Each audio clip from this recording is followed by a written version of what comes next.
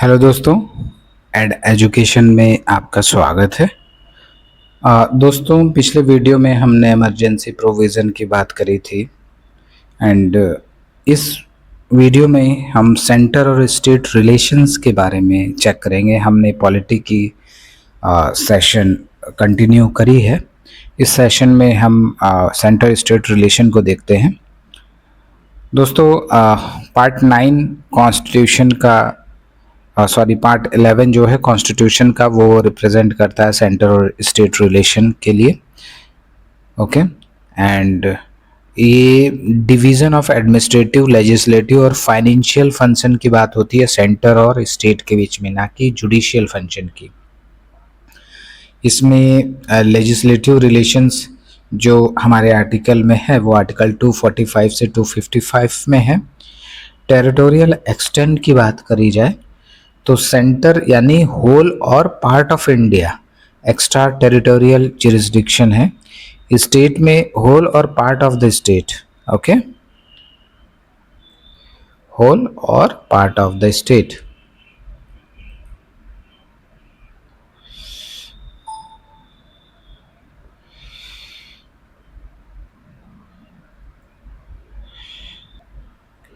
Okay दोस्तों, तो centre, whole और part of the India extra territorial jurisdiction, state में होल और part of the state.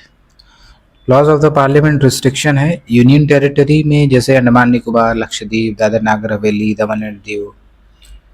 President can make regulations, इसमें president regulation बना सकते हैं। अभी ये जम्मू एंड कश्मीर भी और लद्दाख भी इसके अंडर में आ गए हैं as a UT. Schedule area में गवर्नर्स होते हैं। ट्राइबल एरिया इन असम में गवर्नर ऑर्डर होती है। एंड ट्राइबल एरिया मिजोरम में, मेघालय में, त्रिपुरा में प्रेसिडेंट इशू करते हैं ऑर्डर। यूनियन लिस्ट में अलग अलग सब्जेक्ट्स हैं। 100 है, स्टेट में 61 है, 52 है, रेसिड्यूरी पावर है। ओके,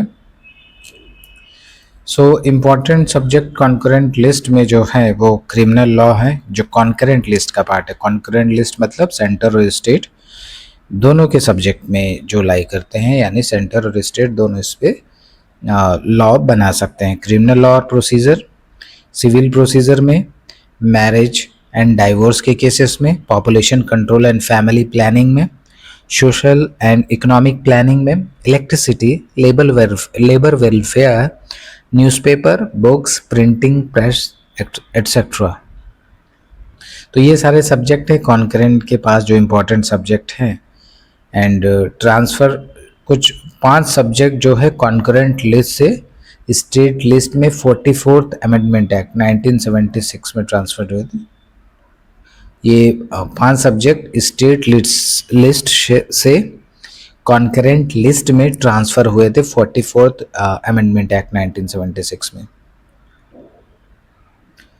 एजुकेशन है, फॉरेस्ट है, वेट एंड मेजरमेंट है, प्रोटेक्शन ऑफ वाइल्ड लाइफ है, एडमिनिस्ट्रेशन जस्टिस। ये 5 सब्जेक्ट है जो 44th अमेंडमेंट एक्ट 1976 में स्टेट लिस्ट से कॉन्करेंट लिस्ट में ट्रांसफ़र हुए थे। पार्लियामेंट लेजिस्लेशन इन स्टेट फील्ड, जब राज्यसभा कोई रिजोल्यूशन पास करेगा नेशनल इंटरेस्ट में, आर्टिकल 249 में, ये पार्लियामेंट लेजिस्लेशन कब होगी स्टेट फील्ड में।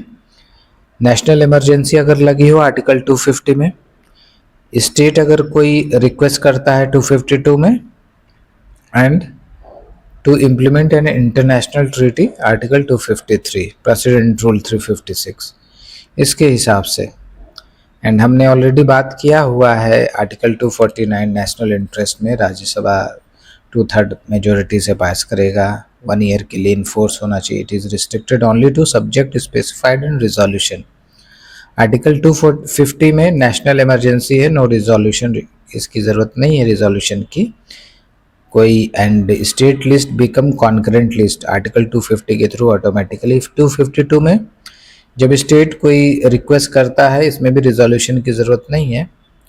And state so requested will lose authority on the subject. Parliament can only amend and repeal the law so made.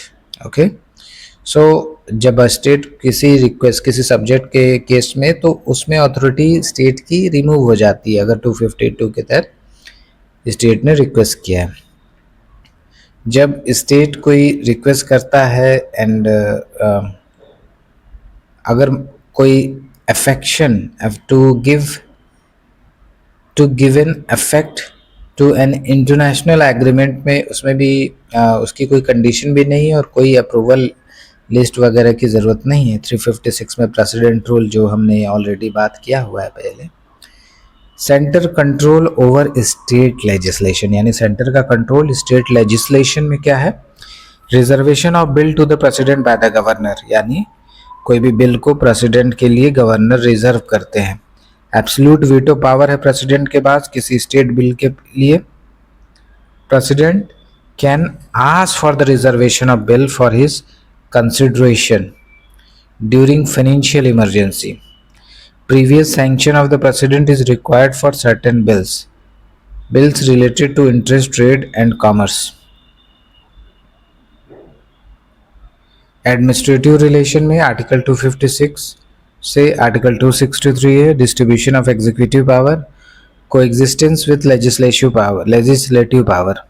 Okay, जो एडमिनिस्ट्रेटिव रिलेशन है article 256 से 263, administration की जो रिलेशन है सेंट्रल स्टेट के बीच में, डिस्ट्रीब्यूशन ऑफ एग्जीक्यूटिव पावर कैसे डिवाइड हुई है एग्जीक्यूटिव पावर, जैसे coextensive with legislative power on concurrent list, parliament can override state law, exception president assent on the reservation bill, यानी पार्लियामेंट जो है वो ओवरराइड कर सकता है स्टेट लॉ को, लेकिन एक्सेप्शन यही है कि प्रेसिडेंट का एसेंट उस बिल पे रिजर्व हो, यानी जो रिजर्व बिल की गई है उसमें प्रेसिडेंट का एक्सेंट चाहिए, उनकी एसेंट यानी सहमति की जरूरी है। However, laws on concurrent list are executed by the states.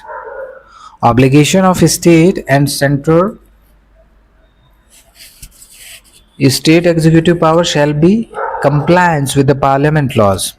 State executive power shall not override or prejudice executive power of the center. यानी स्टेट का जो एग्जीक्यूटिव पावर हो वो कंप्लायंस पार्लियामेंट लॉ के साथ होना चाहिए, and obligation of the state and centre की क्या ऑब्लिगेशन है वो, और स्टेट का एग्जीक्यूटिव पावर ओवरराइड नहीं करना चाहिए executive power of the centre के एग्जीक्यूटिव पावर को। और centre direction to the state on communication system, maintenance of railways, instruction in mother tongue to linguistic minority till primary stage. Direction, ये centre का direction है state को communication system में, maintenance of railways में, instruction in mother tongue to linguistic minority till primary stage. Direction under Article 356 is not followed, it can be constitutional breakdown in a state. President rule can be imposed. Okay, अगर state की centre की direction को state नहीं follow करता है तो ये constitutional breakdown माना जाएगा और आर्टिकल 356 यानी प्रेसिडेंट रूल इम्पोज किया जाएगा। Mutual delegation of the function, Article 258. President can request governor for use of state machinery with state consent is mandatory. यानी प्रेसिडेंट जो है गवर्नर से रिक्वेस्ट कर सकता है कि स्टेट मशीनरी को आप यूज़ करिए, विथ स्टेट की कंसेंट जरूरी है। आर्टिकल 258 में 258A में governor can request president for use of centre executive machinery, यानी इसमें क्या हुआ कि गवर्नर रिक्वेस्ट कर सकता है सेंटर से कि स्टेट की आप जो है सेंटर की मशीनरी यूज करें। Parliament can interest executive function of the centre to the state if parliament it by law no consent of the state is necessary. And now cooperation between the centre state, full faith and credit clause, state and center shall respect the public act recording all other and judicial proceeding, okay, all other states interstate river water dispute में हो, parliament can make the law, can't intervene, article 262 interstate river water dispute जो 1956 का था वो enact होगा, all India services article 312 के तहत parliament create कर सकता है new all India services. Condition है राज्यसभा का approval is necessary, 2/3 member present in voting होने चाहिए। State cannot impose any other punishment and ultimate responsibility to the president of India. Okay, and public service commission में हमने देख ही लिया कि कैसे appointed by the governor but can be removed only by the president. Public service commission जो है governor appoint करेंगे लेकिन प्रेसिडेंट सिर्फ ही रिमूव कर पाएंगे। Parliament can create a joint public service commission create कर सकता है on request of governor. President can request UPSC to serve state. Relation during emergency, ये हमने पहले ही बात करी हुई है। अदर प्रोविजन है जैसे गवर्नर के बारे में, गवर्नर जो है वो appointed by the president and enjoy office during the pleasure of the president. Governor का कोई फिक्स टर्म नहीं होता है, वो pleasure of the president enjoy करते हैं अपनी पावर को या पावर में बने रहते हैं अपनी कुर्सी पे। And article 355 and duties of the centre has responsibility to protect the state from internal disturbance और एक्सटर्नल डिस्टर्बेंस, ये सेंटर की ड्यूटी है।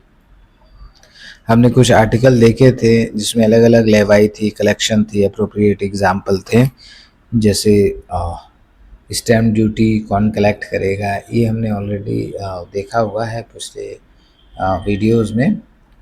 State election commissioner appointed by the governor but can be removed only by the president. State के election commissioner जो होंगे ये appoint president के governor करेंगे लेकिन रिमूव प्रेसिडेंट के द्वारा होंगे, जैसे हमने ऑल इंडिया सर्विसेज में, जैसे हमने इसमें देखा है, पब्लिक सर्विस कमीशन में देखा है। Extra constitutional devices, NITI Aayog है, नेशनल इंटीग्रेशन काउंसिल है, यूजीसी है, university grant commission, central council etcetera conferences हैं। एंड फाइनेंशियल रिलेशन की बात करें आर्टिकल 268 से 293, allocation of taxation power, more taxes are in the state list but remunerative taxes are in the central list. Residuary taxes power is within union. And distribution of tax revenue 88th amendment में हुआ कि alternative scheme devolution of the tax 10th finance commission में आई थी। Article 265 कहता है no tax can be levied or collected except by the authority of law. Distribution of tax revenue, अभी तो GST goods and services tax implement हुआ है। And distribution of non tax revenue as per the division of power in schedule 7, grant in aid to the state statutory article 275। Finance commission recommended charges out of the consolidated fund of India, it include general grant and specific grant. Grant दो तरीके के होते हैं, general और specific. Article 275 में finance commission जो होते हैं वो रिकमेंड करती हैं चार्जेस यानी कंसोलिडेटेड फंड ऑफ इंडिया से। डिस्क्रिशनरी ग्रांट में आर्टिकल 282 के थ्रू एक्सप्लेन किया गया है union allocation according to its discretion. Other grant में जैसे टेम्परेरी ग्रांट हो in lieu of the export of jute and jute based product to Assam, Bihar, West Bengal, Orissa, no more relevant. जो other grant है वो अब रेलिवेंट नहीं है। एंड फाइनेंस कमीशन आर्टिकल 280 में है balancing wheel of the fiscal federalism in India, finance commission को बोला गया। ये कासी जुडिशियल बॉडी है appointed by the president of India 5 साल में एक बार। एंड क्वालिफिकेशन इसका पार्लियामेंट डिफाइन करती है, प्योरली रिकमेंडेटरी नेचर में फाइनेंस कमीशन। ये रिकमेंडेशन करता है distribution of net proceed of taxes between centre and state and among state, vertical and horizontal distribution की बात करता है। Grant in aid under article 275, also recommendation to augment resources for the consolidated fund of the states to help municipalities and panchayat on the basis of recommendation of the state finance commission. इसके अलावा कोई other matter है refer किया जाएगा president के द्वारा, president को refer किया जाएगा। एंड ये जो protection of the state interest in financial matter, certain bill in parliament can be introduce only by the prior, president के रिकमेंडेशन के बाद ही जो स्टेट के इंटरेस्ट में फाइनेंशियल मैटर्स होंगे बिल उसको इंट्रोड्यूस किया जाएगा पार्लियामेंट में। जैसे कि अ bill that varies expression of agriculture income, bills dealing with the allocation of money to the state, surcharges हों या alteration of taxes and duties where the state interests are affected. Borrowing power है, center can borrow within India or outside India, can be state जो centre है वो बोरो कर सकता है India या इंडिया के बाहर भी, लेकिन स्टेट सिर्फ इंडिया के अंदर ही बोरो कर सकता है. If state are having outstanding liability to the center, its prior permission is necessary for borrowing. Center can give guarantee to the borrowing state. Parliament and state legislature can fix limit. Intergovernmental tax immunities के बारे में बात करें. Intergovernmental tax immunities में intergovernmental tax immunities center can't tax state property and vice versa. Centre state property पे tax नहीं कर सकता, स्टेट सेंटर के प्रॉपर्टी पे टैक्स नहीं कर सकता. Immunities do not apply to corporation and companies, state centre property and income, local authority, custom duties, excise duty, goods exported, imported, manufactured by the state. In annexure 1 emergency and financial relation already हमने discuss किया हुआ है. Committee for centre state relation के लिए Rajamannar committee Tamil Nadu में, Anantapur Sahib resolution Akali Dal Punjab ने लाई थी, waste Bengal memorandum भी हुआ था. ये सेंटर स्टेट रिलेशन के लिए राजमन्नार तमिलनाडु में. कॉमन पॉइंट है कि move toward true federation.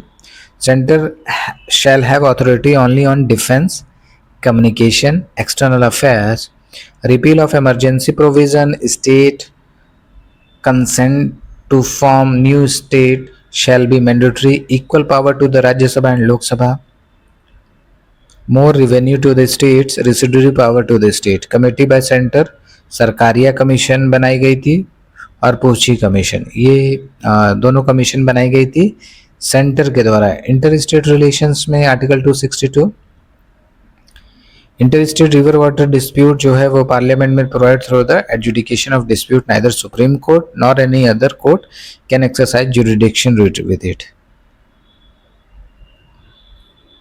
Okay, and हमने river board act 1956, inter state water dispute 1956 में पास हुआ था, उसके बारे में हमने बात की.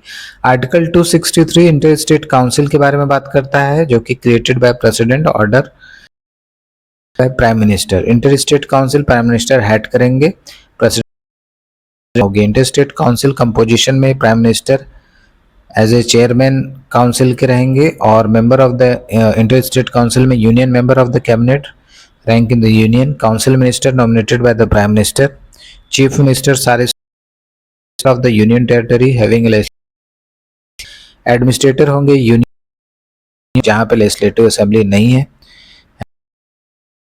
सारे स्टेट्स के एडमिनिस्ट्रेटर प्रेसिडेंट रूल है, वहां गवर्नर रहेंगे. काउंसिल ये है advising upon dispute which between the states, investigate and discussing subject in which the state of the union have a common interest, making suggestion on any such subject for the better coordination of policy and action with respect to the subject. Article 261 में full faith and credit clause for the public act, record and judicial proceedings. Article 301 307 से inter state trade and commerce part 13 की बात हो रही है. Parliament व state legislature by law can impose restriction in case of state legislature previous sanction of President of India is required to the introduced bill. Parliament can appoint authority to carry on provision related to trade and commerce, or within the territory of India shall be free. Zonal council होंगे, statutory है, ये zonal council statutory nature के हैं. State reorganisation act 1956 के through form हुए थे and advisory nature के होते हैं जोनल काउंसिल. टोटल 5 है नंबर में. Northern, central, southern, eastern, western, north eastern council भी है जो कि क्रिएट हुई थी पार्लियामेंट के द्वारा 1971 में. कंपोजिशन है इसका, chairman, Union Home Minister, Chief Minister and 2 Minister of from each state, Administrator, Union territory in the zone are member. Chief Minister of the state on rotation basis work as a vice chairman 1 year. If any other member exists, they do not have voting right. Chief Secretary, Planning Commission member, etc. Northeastern Council have a special responsibility to make a regional plan and maintenance of security and public order in region. Executive power की बात करें, article 15A है, union executive, part 5 है constitution का, article from 52 से 78 है.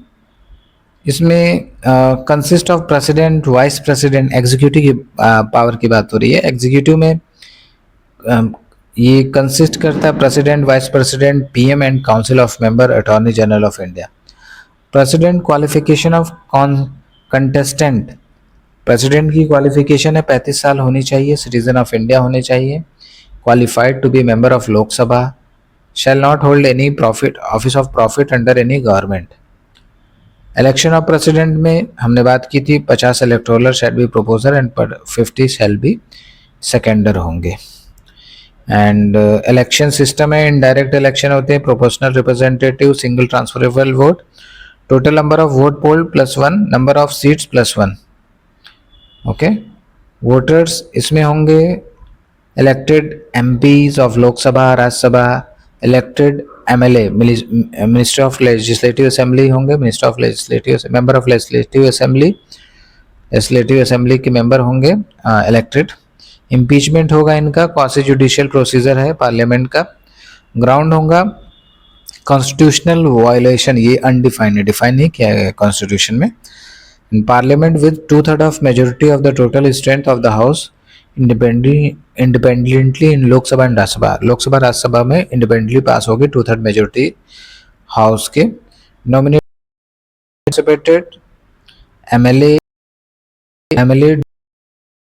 MLA participate नहीं करेंगे, लोकसभा मेंबर ऑल्सो पार्टिसिपेट करेंगे. तो दिन पहले इनको नोटिस देनी होगी the state and UT Pondicherry. vote of each MLA is equal to total population of state elected MLA in assembly Delhi and into 1000. मतलब first of 1/4 of the member need to be supported. Chairman, speaker may or may not admit it. Second house investigate the charge. पहला house क्या करेगा, जिस भी house में, लोकसभा, राज्यसभा, जिस भी house में ये चार्ज लगे हुए हैं, 1/4 of the member need to be supported. 1/4 member को सपोर्ट करना होगा. चेयरमैन, स्पीकर चाहे तो एक्सेप्ट एडमिट करे, चाहे ना एक्सेप्ट करे. सेकंड हाउस में इन्वेस्टिगेट होगी चार्जेस. ईच एमपी का जो वोट है वो is equal to total values of the vote of all MLAs. MP का वोट जितने एमएलएज हैं स्टेट के उन सब के बराबर है. all MLAs of the total number of elected states of the MP. Note, vote of MLA is not equal to vote of, मतलब एक MLA का वोट एक MP के बराबर नहीं है, लेकिन सारे MLA का वोट सारे MP के बराबर होता है. Oath or faithful executive office devoted to well-being of the people to preserve. Note, protection and defend constitution given by the Chief Justice of India. ये इनका जो ओथ होगी वो chief justice of India, president defend constitution. President action prior to impeachment will not get affected. Impeachment के पहले जो भी president का एक्शन था उस पर कोई इफेक्ट नहीं आएगा. कंडीशन ऑफ द ऑफिस है determined by vacancy in the president's office is parliament temporary filled by the vice president. अगर प्रेसिडेंट नहीं है तो वाइस प्रेसिडेंट नहीं है तो chief justice of India, chief justice of India भी नहीं है तो सीनियर मोस्ट जज of the supreme court in order में. ओके, और लीगल इम्यूनिटी उनको, इनके प्रेसिडेंट के खिलाफ कोई भी क्रिमिनल प्रोसीडिंग उनके term, office of the term में नहीं हो सकती. 6 महीने का मैक्सिमम पीरियड है. And newly elected president will be in office for full term. 5 साल के लिए न्यूली इलेक्टेड प्रेसिडेंट ऑफिस में होंगे. सिविल प्रोसीडिंग की बात करें, civil proceedings with month of resignation of the president submitted to notice can be initiated only by the personal act, president का जो रेजिग्नेशन है वो सबमिट करेंगे वाइस प्रेसिडेंट को, टर्म्स इनका 5 साल के लिए।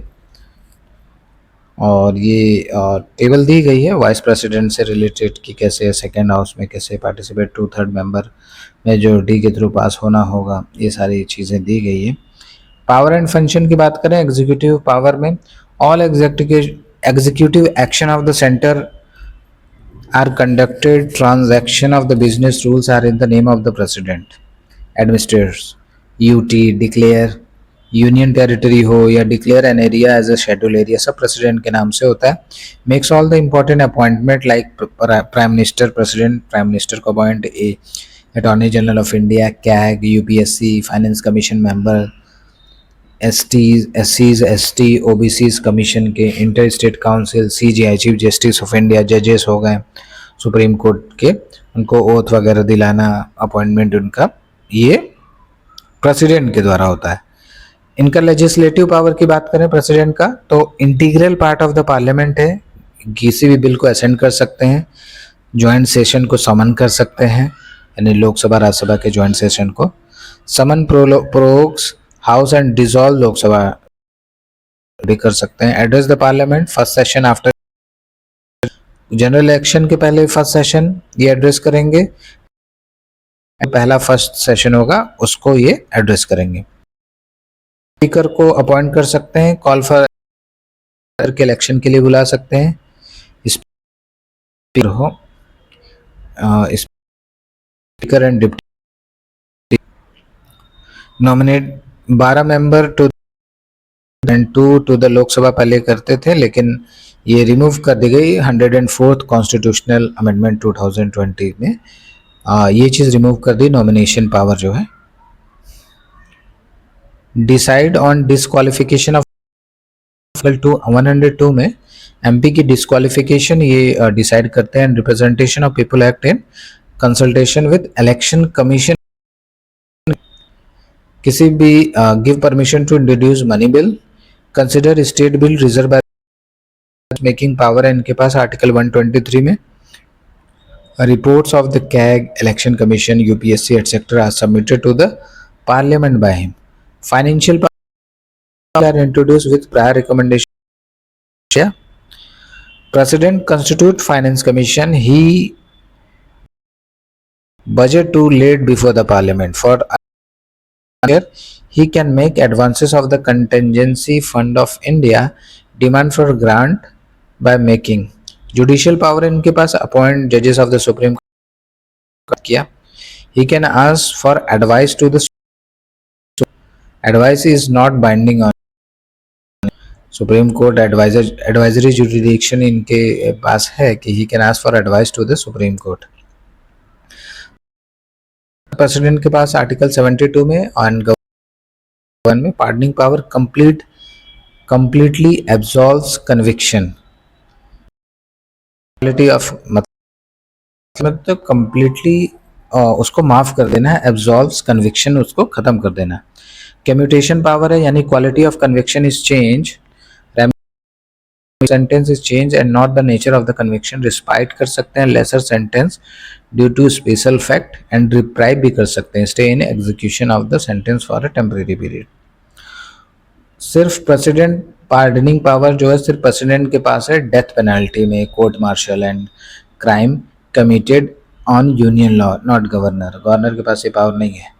सुप्रीम कोर्ट गाइडलाइन है, convict can't demand for oral hearing, aid and advice of the council of the minister is necessary, not subjected to judicial review except president decision is arbitrary हो, malified हो या discriminatory हो। ये supreme court की guideline है कि जो भी कन्विक्ट है ओरल हियरिंग के लिए और ये डिमांड नहीं कर सकता। डिप्लोमेटिक पावर चाहे इंटरनेशनल ट्रीटी हो प्रेसिडेंट के नाम से बनती है। मिलिट्री पावर है, सुप्रीम कमांडर है डिफेंस फोर्सेस के इंडिया में, declare war peace. Appoint chief justice of army navy power है, डिसीजन में हमने बात करा है। वीटो पावर है, withhold for state bill, private member bill. Suspensive veto है इनके पास president, consent bill for the recommendation of the parliament for not available for money bill and amendment bill. Money bill और amendment bill constitution amendment bill के case में नहीं है। Pocket veto है, इनके पास no active, no time limit है, no qualified veto for the president of India. लेकिन qualified veto president of India के पास नहीं है, लेकिन प्रेसिडेंट ऑफ यूएसए के पास है। Money bill president can rectify और reject but can not return. आप रेक्टिफाई कराइए या चाहे रिजेक्ट कर दीजिए, बट आप रिटर्न नहीं कर सकते। वीटो पावर है कॉन्स्टिट्यूशनल अमेंडमेंट बिल में, इनके पास वीटो पावर नहीं है प्रेसिडेंट के पास। कॉन्स्टिट्यूशनल अमेंडमेंट बिल के केस में 24th कॉन्स्टिट्यूशनल अमेंडमेंट एक्ट 1971 में ये pass. Presidential veto over state governor under article 200 reserve certain bill for president constitute के थ्रू गवर्नर किसी बिल को प्रेसिडेंट के लिए state legislature veto of the president. Ordinance है आर्टिकल 123 में प्रेसिडेंट के बाद, जैसा बताया था हमने, coextensive with legislative power of the union and constitutional. ये कॉन्स्टिट्यूशन को अमेंड नहीं कर सकते हैं इस ला के आर्टिकल 123 में। To deal with the unforeseen emergency retrospective date, यानी नॉट, ये जो अप्लाइड होंगी क्रिमिनल लॉ में तो नहीं होंगी रेट्रोस्पेक्टिव में, बट ये अप्लाई होंगी सिविल टैक्स लॉज में हो, तो इसमें रेट्रोस्पेक्टिव से लॉ इम्प्लीमेंट हो सकता है। Can be promulgate only when both the houses or when either of the two houses are not in the session। दोनों हाउस या दोनों में से कोई एक हाउस सेशन में ना हो तभी ऑर्डिनेंस मेकिंग पावर है। shall be submitted before the parliament within 6 weeks after re-assembly with a statement explaining led to ordinance। if house are assembled at different date later date are consider. अच्छा, 6 week है, अगर assembly session में आ गई है, session start हो गया है, तो 6 वीक में पास अपने स्टेटमेंट ऑर्डिनेंस की जरूरत पड़ी, ये आपको पार्लियामेंट के सामने रखना होगा। मैक्सिमम लाइफ इनकी जो है ऑर्डिनेंस मेकिंग पावर की 6 मंथ और 6 कोई भी ऑर्डिनेंस 6 वीक में एक्सपायर हो सकता है। Once both the houses of the parliament in the house can case of non approval. Okay, उसमें कोई अप्रूवल ना हो तो 6 वीक में एक्सपायर हो जाए। Can't be issued to amend the constitution, जैसा हमने बात किया, ऑर्डिनेंस से अमेंड नहीं कर सकते constitution. Parliament do not have taken under the ordinance do not nullify. कुछ जजमेंट है सुप्रीम कोर्ट के, जैसे कूपर केस में क्या हुआ था, of the president is subjected to judicial review on the modified ground। पता, ordinance power is not a substitute for the legislative power।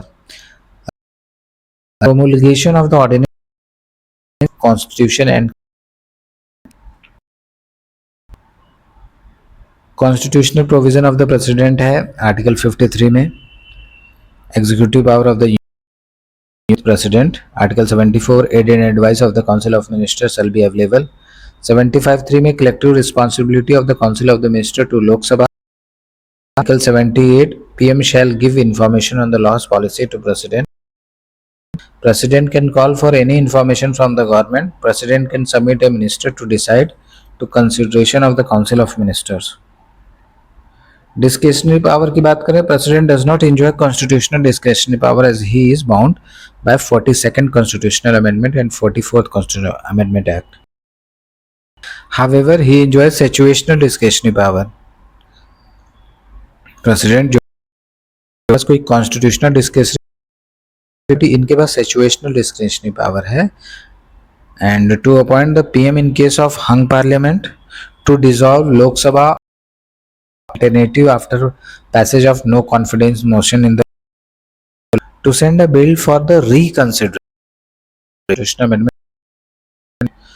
reconsideration के लिए एक बिल भेजा जा of the council of minister if no confidence motion is passed under। ये जो council of minister है उसको डिसमिस कर सकते हैं अगर कॉन्फिडेंस मोशन पास हो चुका है and council of minister resign नहीं कर रहे तो। 6 month do not lapse between 2 session of the parliament, ये भी उनका ड्यूटी है कि उनको इंश्योर करना 2 सेशन, पार्लियामेंट के 2 सेशन के बीच में 6 मंथ से ज़्यादा लैप्स नहीं होनी चाहिए। दोस्तों यही तक था प्रेसिडेंट का। वीडियो में हम बात करते हैं दोस्तों वाइस प्रेसिडेंट के